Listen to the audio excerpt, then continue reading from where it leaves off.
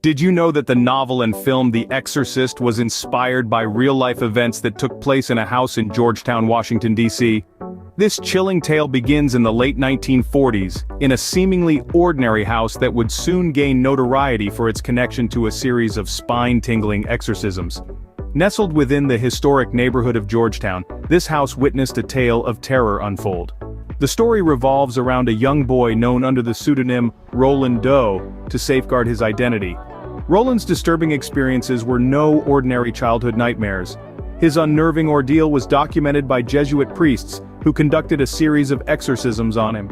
These priests, and many others who bore witness to the events, considered Roland's case to be genuine instances of demonic possession. These eerie happenings didn't just stay confined within the walls of this house, they seeped into the collective consciousness of the neighborhood, becoming a part of local lore. This story of the supernatural was so intriguing that it caught the attention of William Peter Blatty, a Georgetown University alumnus. Blatty was so captivated by the tale that he decided to immortalize it into his novel, The Exorcist, in 1971.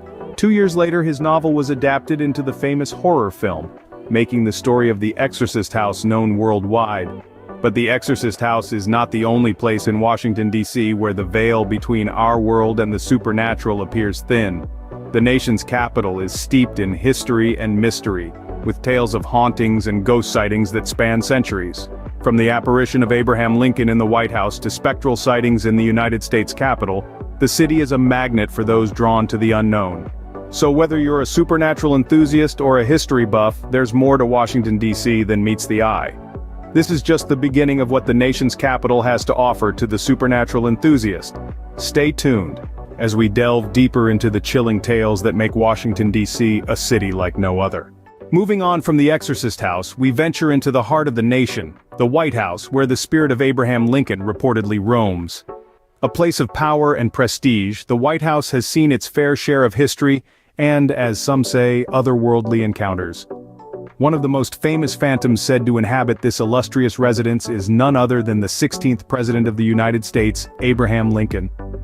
From the moment of his tragic demise in 1865, tales of Lincoln's spectral presence have persisted. It seems that Lincoln's deep attachment to the nation he served may have kept him tethered to the earthly realm, particularly the White House, where he grappled with the tumultuous events of the Civil War. Over the years, many eminent personalities have claimed to have encountered Lincoln's ghost. One such encounter was by the indomitable British Prime Minister, Winston Churchill.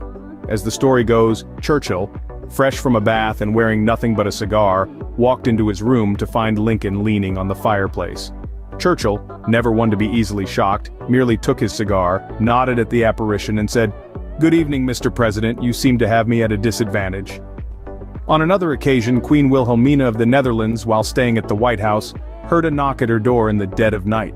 Upon opening the door, she fainted at the sight of Lincoln standing in the corridor.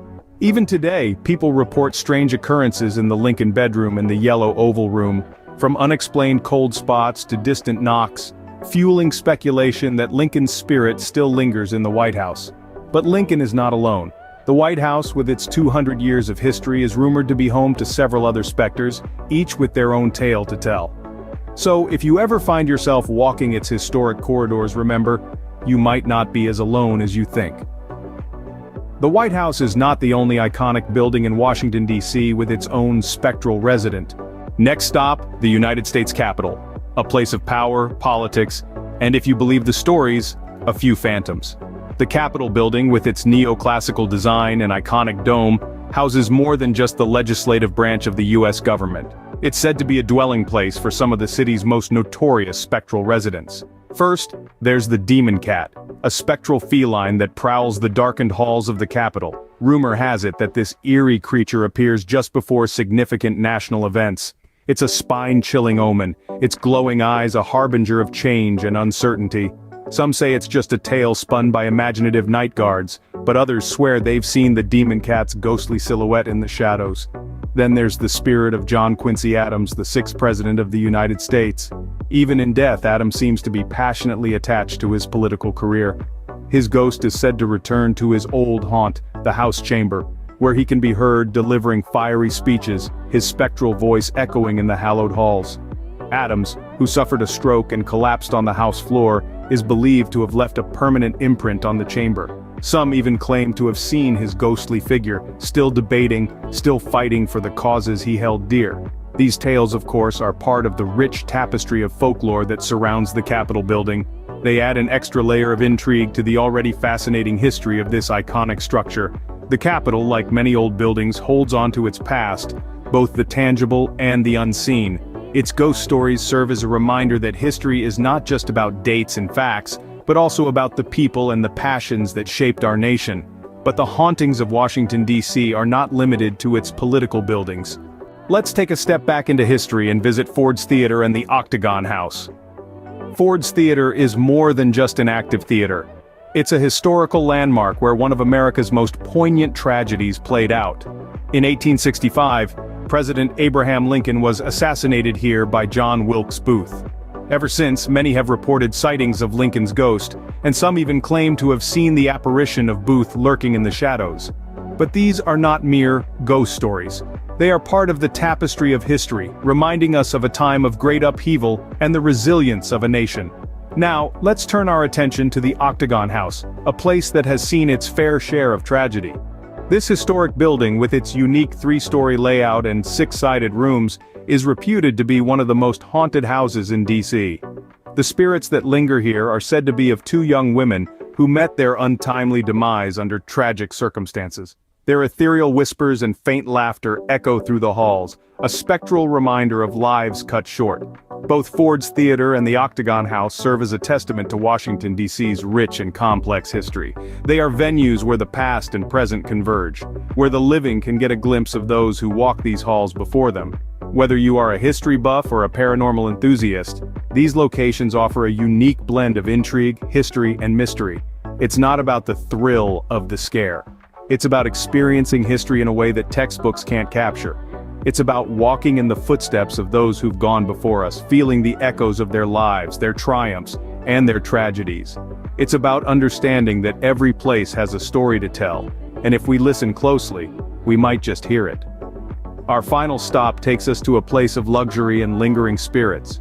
Our final stop is the prestigious Hay Adams Hotel, where the original residents are said to have never checked out. This luxurious hotel, located just a stone's throw away from the White House, is steeped in history and mystery. Its grandeur is matched only by its reputation for spectral sightings, particularly in the rooms on the fourth floor. The Hay Adams Hotel is named after its original residents, John Hay and Henry Adams, who were prominent figures in the late 19th century. Hay served as Secretary of State under Presidents William McKinley and Theodore Roosevelt, while Adams was a renowned historian and author. Their Victorian homes once stood where the hotel now resides, and their spirits are believed to linger, especially in the rooms on the fourth floor. Guests and staff have reported unexplained phenomena that suggest the presence of these spectral settlers. Mysterious sounds of a phantom typewriter clicking away in the dead of night, ghostly whispers and doors inexplicably opening and closing on their own are among the eerie experiences recounted. The most famous ghostly resident is said to be that of Henry Adams's wife, Marion Hooper Adams, who tragically took her own life in the house in 1885. Her melancholy spirit is reported to visit the hotel's fourth floor, where guests have described feeling an inexplicable sense of sadness, hearing soft, sorrowful sighs and even catching fleeting glimpses of a ghostly woman in a flowing lace-trimmed dress. But it's not all spine-chilling encounters at the Hay Adams. The hotel is a testament to the intertwining of history and the supernatural that is so unique to Washington, D.C. It's a place where you can enjoy a sumptuous meal in the dining room, take in the breathtaking views of the White House from the rooftop terrace, and maybe, just maybe, have a brush with the otherworldly. From the Exorcist House to the Hay Adams Hotel, Washington, D.C. offers a unique blend of history, politics, and the supernatural, making it a must-visit destination for anyone interested in the eerie and unexplained.